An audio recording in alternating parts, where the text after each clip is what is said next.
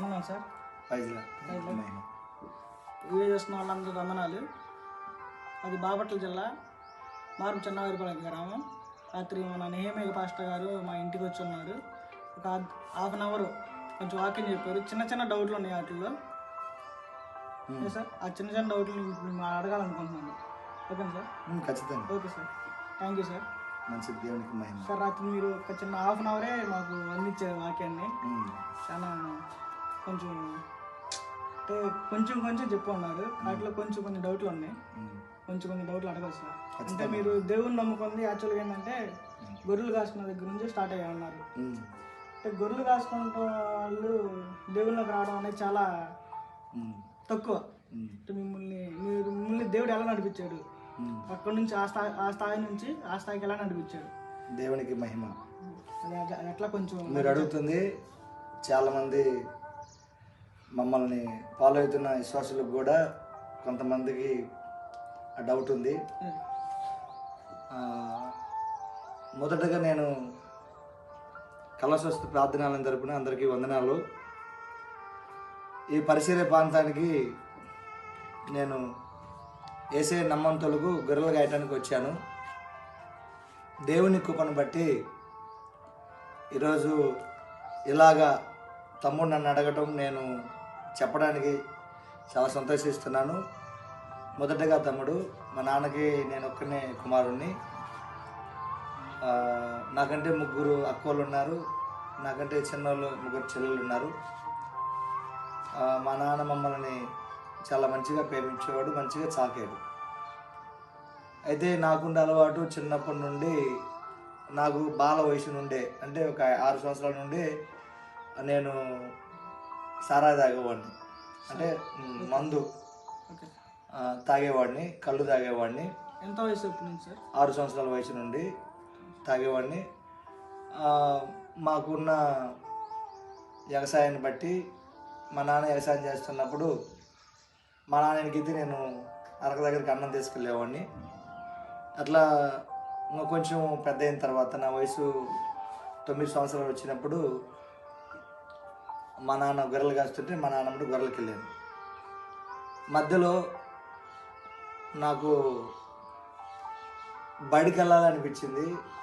నేను బడికి వెళ్తాను నాన్న అంటే మా నాన్న బడికి పంపించాడు. ఒక 11 రోజులు పోయాను బడికి. 11 రోజులు వెళ్ళిన తర్వాత అక్కడ ఉన్న వాతావరణం నాకు నచ్చలేదు. సార్ వాళ్ళు పిల్లలు నిలబెట్టడం, చేయి జాపమంటం, కొట్టడం, అది నాకు నచ్చలేదు. ఒకవేళ నన్ను కూడా అంతే కొడతారేమో అని అనిపించి నేను 13వ రోజు బడి మానుకున్నాను. మాకున్న గొర్రెలు కాస్తూ ఉన్నాను. మా నాన్నకి తోడుగా ఉన్నా. అంటే మా నాన్నకి నేను సర్ది మోయటం, నీళ్లు తీసుకుపోవటం చేస్తూ ఉన్నాను. అట్లా గొర్రెలు కాయటం అలవాటైంది. నాకు 18వ ఏట మరి మా మామయ్య బిడ్డతో నాకు మ్యారేజ్ అయింది. ఇప్పుడు 6 సంవత్సరాల కాడ నుంచి 18 సంవత్సరాల దాకా గొర్రెలు కాస్తూనే ఉన్నారు. ఈ గ్యాప్లో దేవుడిని మీరు నమ్ముకోవాలి? అసలు తెలియదు, అసలు ఏసే ఎవరో మాకు తెలియదు. ఇప్పుడు 18 ఏట నేను పెళ్లి చేసుకున్నాను. దేవుని కృపను బట్టి 2 అమ్మాయిలు పుట్టారు. మాకు ఎల్లమ్మ జాతర, ఈరుల జాతర అని మాకు కొలుపులు ఉంటాయి. కొలుపులు అంటే చిన్న డౌట్, అంటే మీరు పుట్టుకతోనే క్రిస్టియన్ కాదా? లేదు, అసలు క్రిస్టియన్ అనే పదం అంటే క్రైస్తవులు అనే పదం నాకు అసలు తెలియదు. చర్చికి వెళ్ళేవాళ్ళంటే అసలు నాకు తెలియదు. అంటే మీకు ఎవరు నమ్ముకునేవాళ్ళు సార్? నేనైతే అయ్యప్ప స్వామిని కొలిచేవాడిని. అయ్యప్ప స్వామి. నా పేరైతే మా నాన్నలు ముద్దుగా కృష్ణాన్ని పెట్టుకున్నారు, కృష్ణుడు పేరు అని. కానీ నేను ఎక్కువ అయ్యప్ప స్వామిని కొలిసేవాడిని. నేను అయ్యప్ప మాల కూడా వేసుకున్నాను. అయితే 2 అమ్మాయిలు పుట్టిన తర్వాత నాకు సాయంత్రం 6 కాగానే కళ్ళని మోసపోయాయి, బాగా తలకాయ నొప్పి వచ్చేది. అప్పుడు నేను బాగా బాధపడేవాడిని. ఆ నొప్పి తట్టుకోలేక రూపాయి టాబ్లెట్లు, అప్పుడు నొప్పుల టాబ్లెట్లు ఉండేవి. అప్పుడు మీరు సారా తాగే వల్ల మానేశారు సార్? తాగుతున్నాం ఇప్పటికి 6వ వయసు నుంచి 18 పెళ్ళైన తర్వాత తాగుతున్నాం. అయితే టాబ్లెట్లు తీసుకుంటున్నప్పుడు ఆ మెడికల్ షాపు బెదర్ అన్నాడు, ఈ రోజు తీసుకెళ్తున్నావు, ఏంటి నీ ప్రాబ్లం అన్నాడు. అంటే నాకు ఇట్లా తలకాయ నొప్పి అంటే, అసలు నొప్పుల టాబ్లెట్లు వాడకూడదు, కిడ్నీ మీద పెట్టేది, మీరు పెద్ద హాస్పిటల్కి చూపించుకోండి అని చెప్పారు. సరే ఆయన చెప్పిన తర్వాత కూడా నేను ఆయన మాట వినకుండా సాయంత్రానికి టాబ్లెట్ మింగటం, పండుకున్న టయానికి క్వార్టర్ మందు వేసుకోవటం, పండుకోవటం అట్లా జరుగుతూ ఉంది. చిన్న వయసులోనే వీడు ఇట్లా అలవాటు అయిందని చెప్పి మా నాన్న నాకు తెలియకుండా బాధపడటం అట్లా జరుగుతూ ఉంది. చేసుకున్న మా భార్య కూడా మాకు ఎదురు చెప్పదు, ఎందుకంటే పేద అమ్మాయిని చేసుకున్నాను నేను మ్యారేజ్. అందుకని మమ్మల్ని ఎవరో ఒత్తిడి చేసేవాళ్ళు లేరు నన్ను. కానీ రోజు రోజుకి బాగా సన్నగిలిపోయాను, నొప్పి, ఆ బలహీనత బాగా లోన్ అయిపోయాను. ఒకరోజు నాకు అనిపించింది, మెడికల్ షాప్ అబ్బాయి చెప్పాడు కదా, నేను ఆయన చెప్పినట్టు మనం వింటే మంచిది కదా, మన మంచి కొరికే చెప్పినట్టు మళ్ళీ మెడికల్ షాప్ దగ్గరికి వెళ్ళాను. ఇట్లా ఆ రోజు ఇట్లా చెప్పావు కదా, నేను హాస్పిటల్కి వెళ్తాను అంటే గుంటూరు హాస్పిటల్ పేరు చెప్పారు. హాస్పిటల్ పేరు చెప్పి, పేరు నాకు గుర్తుండదు, పేపర్ మీద రాసిమన్నా వాళ్ళు రాసిచ్చారు. అక్కడ నుండి మా సొంత ఊరు, అంటే అప్పుడు దాకా నేను పొల్లలచెరువులో మా అత్తగారి ఊరిలో ఉండేవాడిని. అంటే అక్కడ గొర్రెలు అడవి మేత ఉంటుందని అక్కడికి వెళ్ళాము మేము. మా సొంత ఊరు వచ్చి మా బాబాయ్ కొడుకుని ఒకరిని తీసుకొని వెళ్ళాలి హాస్పిటల్కి అనుకున్నాం. మా అమ్మని అడిగాను, అమ్మ నేను ఇట్లా గుంటూరు హాస్పిటల్కి వెళ్ళాలి, ఇట్లా బాగా నొప్పికి ఇబ్బంది పడుతుందంటే మా నాన్న అడిగితే మా నాన్న డబ్బులు ఇవ్వలేదు. ఎందుకు ఇవ్వలేదంటే నా ఒక మాట అన్నాడు, నాకు బాగా గుర్తుంది, చెప్పడానికి ఏం భయపడను. చిన్నప్పుడు నాకు టీబీ జబ్బు వచ్చింది. టీబీ జబ్బు అంటే ఇక్కడి నుంచి అంత దూరం కూడా నడవలేను. అందరూ బాగా ఆడుకునేవాళ్ళు. చిన్నప్పుడు ఏ వయసు? అంతే 4 సంవత్సరాల నుంచి అందరూ బాగా ఆడుకుంటే నేను ఆడుకోలేను. అక్కడ ఉన్న సీజన్ గుళ్ళు ఆట ఆడుతుంటే అక్కడికి మా అమ్మ పోయి కోగ పెట్టాలి, అంటే అల్తగా ఉండేది నాకు. అప్పుడు మా నాన్న చాలా హాస్పిటల్ తిప్పాడు. నాకు తెలిసి ఆశీర్వాల దగ్గర ఎల్దుర్తి, సిలవరపేట, గుంటూరు, ఇనకొండ, నర్సరాపేట, మార్కాపురం, టంగుటూరు అవన్నీ తిప్పాడు. కానీ వయసు పెరిగే కొద్దీ దేవుని దయ వల్ల అది తగ్గిపోయింది. చిన్నప్పుడు అన్ని డబ్బులు పెట్టాను, మళ్ళీ పెళ్ళైన తర్వాత పిల్లలు పుట్టిన తర్వాత కూడా నేను డబ్బులు ఆడదానికి వచ్చి ఇచ్చాను అన్నాడు మా నాన్న. అన్నప్పుడు బాధ అనిపించింది. మా అమ్మ మా నాన్న ఘర్షణ పడి, నువ్వు ఏది సంపాదించినా వాడి కోసమే కదని చెప్పి మా అమ్మ మా అయ్యని కొంచెం గదివినప్పుడు మా నాన్న ఇచ్చాడు, మా అయ్య 10,000 డబ్బులు ఇచ్చారు. నేను గుంటూరు వెళ్ళటానికి నాకు తెలియదు, నాకు చదువులేదు కదా, గుంటూరు హాస్పిటల్కి వెళ్ళడానికి నాకు తెలియదు. మా బాబాయ్ కొడుకు, మా నాన్న 4 అన్నదమ్ములు, లాస్ట్ ఆయన చిన్నరయ్య అని తన కొడుకు చీను మీద బాగా ఫ్రెండ్స్గా ఉంటాం, వాడిని తీసుకొని పోదామని నేను మా ఊరు వచ్చాను. వస్తే అప్పుడు వినాయక బొమ్మ ఊరేగింపు జరుగుతుంది. వాడు అన్నాడు, ఊరేగింపు అయిపోయిన తర్వాత మనం వెళ్దాము అని వాడు అన్నాడు. సరే అప్పుడు దాకా నేను ఇక్కడ ఏం చేస్తానని చెప్పి నేను మా ఇంటి దగ్గరికి పోదామని మా ఇంటి దగ్గరికి వెళ్తుండే మా పెద్దనాన్న, అంటే మా నాన్న అన్నదమ్ములు అని చెప్పాను కదా, పెద్ద ఆయన అంటే గుమ్మ పెద్ద ఏరయ్య, వాళ్ళ పెద్ద కోడలు దేవుడిని నమ్ముకుందంటే దేవుడిని నమ్ముకున్న సంగతి నాకు తెలియదు. ఆమె నన్ను చూసి ఏడుస్తూ ఉంటే ఎందుకేమో ఏడుస్తుందని చెప్పి నేను ఒకవేళ మా అన్న మందు అవుతాడు, బాగా సారా తాగుతాడు అని ఏమన్నా అన్నాడేమని చెప్పి నేను మెలకున్నాను. నా దగ్గరికి వచ్చి, అయ్యా 3 నెలల నుంచి దేవుడు నిన్ను చూపిస్తున్నాడు అయ్యా. నాకు అంటే మా అమ్మ నాగమయ్యకి వెళ్తాడు, మా అయ్య అంకాలం స్వామికి వెళ్తాడు, నేను అయ్యప్పని పిలుస్తాను. అట్లా ఆమె ఒకవేళ పిలిచి దేవుడు ఎవరు ఉన్నారేమో, వాళ్ళు దేవుడు ఏమో చూపిస్తున్నారని ఏమని చెప్పాడు. ఏంటి అంటే, ఇప్పుడు నువ్వు తలగా నొప్పితో బాధపడుతున్నావు, నొప్పి తట్టుకోలేకపోతున్నావు, నువ్వు నాకు దేవుడు చూపించాను. సర్లే నేను అందుకే గుంటూరు పోవడానికి వచ్చాను, చీనని తీసుకుని వెళ్ళటానికి వచ్చాను అన్న. సర్లే అని చెప్పి అన్నం పెడితే కొంచెం అన్నం పెట్టి తిన్నాను. అన్నం పెట్టి వాళ్ళ దగ్గర బైబిల్, కొత్త నిబంధన బైబిల్ ఉంది, వాళ్ళు ఆ బైబిల్ పట్టుకుని ప్రార్థన చేస్తున్నారు. ఆమె చేస్తున్నప్పుడు మా 3వ బాబాయ్ చిన్నంగాయ, గుమ్మ చిన్నంగాయ కోడలు, 2వ కోడలు దేవుణ్ణి నమ్ముకుంది. వాళ్ళిద్దరు కలిసి మూలం కూకొని ప్రార్థన చేస్తున్నారు. షాప్ మీద కూకొని ప్రార్థన చేస్తుంటే వాళ్ళు ప్రార్థన చేస్తూ ఉన్నప్పుడు, నా కుమారుడా టీబీ జబ్బు నుండి నేనే నేను బతికించుకున్నాను అన్నాడు. అప్పుడు దాకా నేను మర్దిని కదా మా వదినలకి, వాళ్ళ ఒకటి దేవుడు మాట్లాడుతున్నాడు, ఆమె మాట్లాడుతుంది, నా కుమారుడా నేను టీబీ జబ్బులో నుంచి నేను బతికించాను. అది అంటే ఆమెకు తెలుసు కదా జబ్బు సంగతి, ఇలా పలుకుతుంది అనుకున్నాను. తర్వాత నందిలుగని ఇక్కడ ఉంది, తేనాల దగ్గర నందిలుగని ఊరు ఉంది, అక్కడ నేను గొర్రెలు మేపుతున్నప్పుడు అందరు నాకంటే చిన్నపిల్లలు కాలువలో దూకుతున్నారు. పెద్ద కాలువ అది, నంద్యాల కంటే ఈ ప్రాంతానికి పెద్ద కాలువ అది. దూకుతున్నప్పుడు నేను కూడా దూకుదామని నేను ఎగిరి కాలువలో దూకాను. దూకినప్పుడు అడుగు పట్టాను, నాకు ఈత రాదు. ఇక్కడ నుంచి దాదాపు ఒక 200 మీటర్లు కొట్టుకొని పోయాను, లోగలాగానే కొట్టుకొని పోయాను. బయట వాళ్ళందరూ అనుకుంటున్నారు కిట్టయికి మంచి ఈత వచ్చి లోగలాగా ఉన్నాడు అనుకుంటున్నారు. 200 మీటర్లు పోయిన తర్వాత ఒక మనిషి గట్టి మీద పోగబెట్టినట్టు నేను గట్టి మీద పోయాను. అక్కడి నుంచి నేను ఏడ్చుకుంటే మా అమ్మ దగ్గర పోయిన. అప్పుడు నాకు మ్యారేజ్ కాలేదు.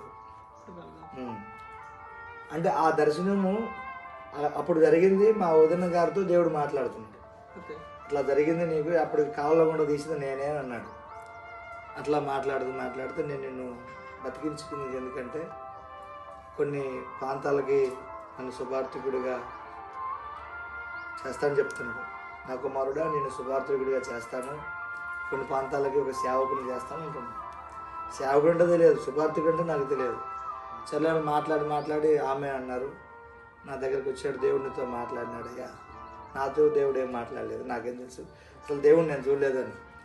లేదు అంటే సరే మేము ప్రార్థన చేస్తాం, కళ్ళు మూసుకోమంటే కళ్ళు నేను మూసుకోమని ఎక్కలేని నొప్పి వచ్చింది. నాకు రోజు 6 గంటలకి నొప్పి వచ్చేది, మధ్యాహ్నానికి బాగా నొప్పి వచ్చింది, కళ్ళన్నీ మోసపోతున్నాయి. వాళ్ళు స్తోత్రం చెల్లిస్తున్నారు చుట్టూ నిలబడి.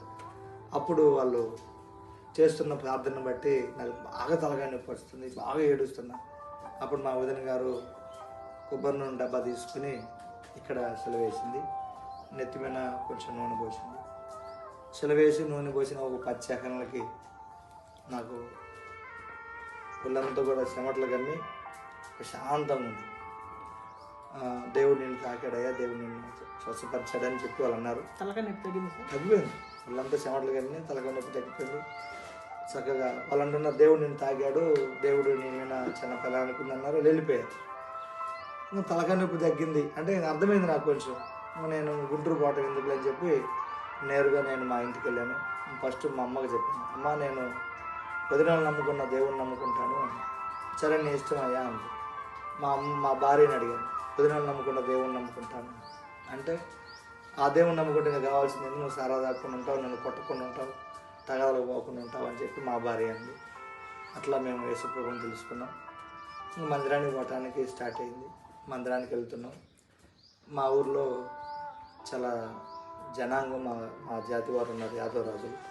అందరూ ఏలం చేయటం మొదలుపెట్టారు. నువ్వు అల్లెలో ఏమిటలో కలిసావా, పల్లెలోకి వెళ్తున్నావా, వాళ్ళు నీకేం చెప్పారు, నీకేం తెలుసు, ఎదురుగా అయ్యప్పమాల వేసుకున్నావు, గుళ్ళలో పాటలు పాడేవాడు, డ్యాన్స్ చేసేవాడు, నేను డ్యాన్స్ మాస్టర్ని కూడా, పిల్లవాడికి డ్యాన్స్ మాస్టర్ని అని చెప్పి వాళ్ళు అన్నప్పుడు నాకు దేవుడు బాగా చేశాడని చెప్పి నేను చర్చికి ఏదైనా ఇంకా. ఇప్పుడు మీరు చదువుకోలేదు, చదువు రాదు. నేను వీడియో చూస్తున్న వారికి కూడా చెప్తున్నాను, అబద్ధం ఆడేవాడు సాతానికి జనికుడు.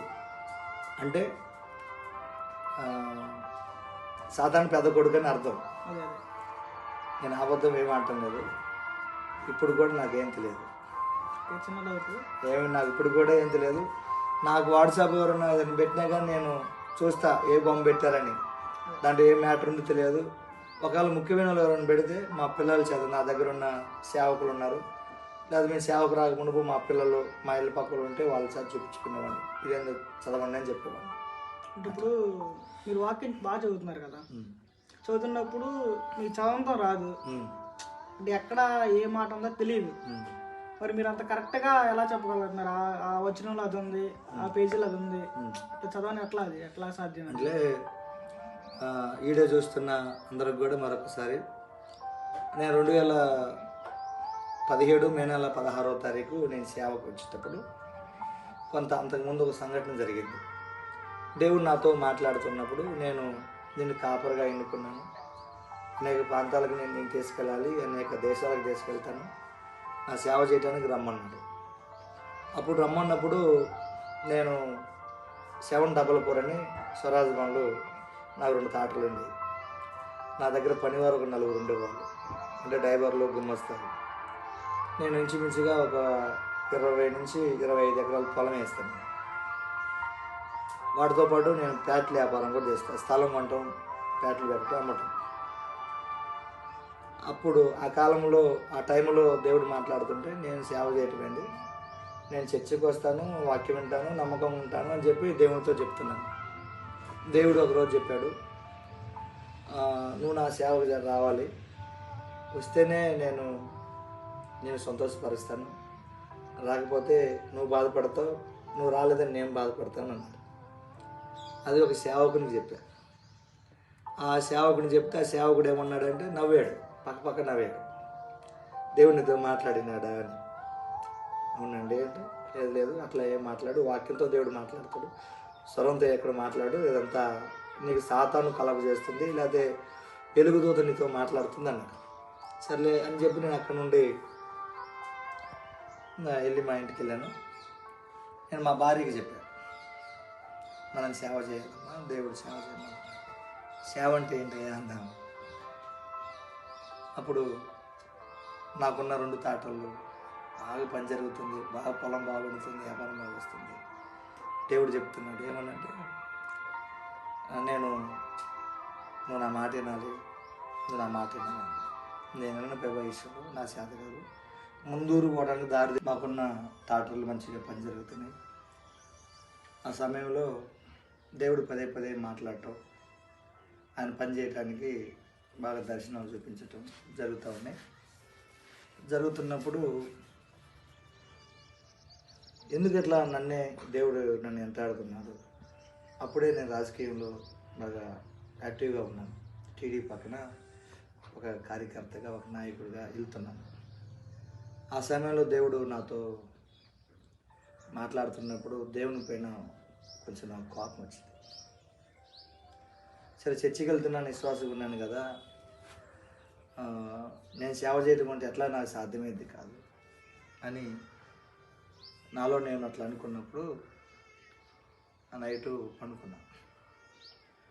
పండుకుంటే ఒక ఊరు బయట గొర్రెలు ఉన్నాయి, 10 గొర్రెలు. 10 గొర్రెలు ఒక ముసలాన్ని మేపుతుండ్రు గొర్రెలు. నేను అట్నుంచి మా గొర్రెలు తోలుకొని వస్తాను. ఆ 10 గొర్రెల మీదకి కుక్కలు పడ్డాయి, రేస్ కుక్కలు ఉంటారు అటు. ఆ కుక్కలు గొర్రెల మీద పడండి, నా గొర్రెలు కాపాడండి, నేను ముసలోడినై ఉన్నాను, అవి కుక్కలు వెంట పడుతున్నాయి అని ఆయన కేకలు వేస్తున్నప్పుడు నేను వెంటనే ఆ కేక నాకు వినపడితే నేను వెళ్ళి ఆ కుక్కలంటే ఆ రేస్ కుక్కలను ఒకటి తరిమి ఆ 10 గొర్రెలు ఆయనకు అప్పగించాను. అప్పుడు ఆయన అన్నాడు, అయ్యా నేను ఈ గొర్రెలు కాయలేను, ఈ గొర్రెలు నీ గొర్రెలో కలుపుకొని గొర్రెలు మేపాడు, నాకెందుకు అయ్యా నీ గొర్రెలు, నా గొర్రెలు ఉన్నాయి కదా అని చెప్పి ఆ గొర్రెలు అక్కడ ఆయన దగ్గర వదిలిపెట్టి నేను వెళ్తున్నా. ఒక 2 కిలోమీటర్లు ఉంటుంది ఊరు అడవి నుంచి. ఆ 2 కిలోమీటర్లు వెళ్ళే టైంలో మళ్ళీ కేకలు వినపడుతున్నాయి, మళ్ళీ వచ్చినాయి. నడుచుకుంటూ వెళ్తున్నారా? గొర్రెలు తోలుకొని వెళ్తున్నాను, నా గొర్రెలు తోలుకొని వెళ్తున్నా. మళ్ళీ వినపడుతున్నాయి, అయ్యో నా గొర్రెలు కాపాడండి. అప్పుడు నేను నా గొర్రెలు మా అజ్జతగాడికి అట్లా చెప్పి ఇంటి దోలకెళ్ళి నేను మళ్ళీ వెళ్తాను. ఆడిపోయాక ఆ గొర్రెలు చెక్క కుక్కం అయిపోయినాయి, అంటే ఇటువైపు పడితే వెళ్ళిపోయినాయి. ఆ కుక్కలు ఈయన మీద కూడా దాడి చేసినాయి, ఈయన గాయాలైనాయి. నేను ఆయన దగ్గర పోయి, నీ గొర్రెలు పోతే నువ్వు మా ఇంటికి తీసుకెళ్తా అంటే, కాదు నా గొర్రెలు ఎక్కడికో నేను పిలుస్తాను, అవి వస్తాయి, వాటిని నువ్వు కొనుక్కుంటా అన్నాడు. అప్పుడు ఆయన పిలిచాడు, పేరు పెట్టి పిలిస్తే అన్నీ వచ్చినాయి. ఆటో అంత దూరం అంటే ఒక 100 మీటర్ల దూరంలో గొర్రెలాగా వచ్చినాయి. ఆ 100 మీటర్ల దూరంలో గొర్రెలాగా వచ్చినాయి. అక్కడ దగ్గరకు వచ్చాక మనుషులు అయ్యారు. వాళ్ళు వీళ్ళు నేను అప్పగిస్తున్నాను, వీళ్ళు జాగ్రత్తగా గొర్రెలు మనుషులు అయ్యారు. మీరు చూసారా మీ కళ్ళతో? నేను అప్పగిస్తున్నాను, నేను జాగ్రత్తగా మేపుకున్నాడు. అంటే ఇప్పుడు ఆ ముసలాయన యేసు ప్రభువా? ఏమో నాకు తెలియదు. ఐసును ఎమ్మటే మెలకు వచ్చింది. నేను మా పాస్టర్ గారికి చెప్పాను, చెప్తే మంచి దర్శనాలు అయ్యా, కాపర దర్శనాలు, సేవ చేసే దర్శనాలు అని చెప్పాడు.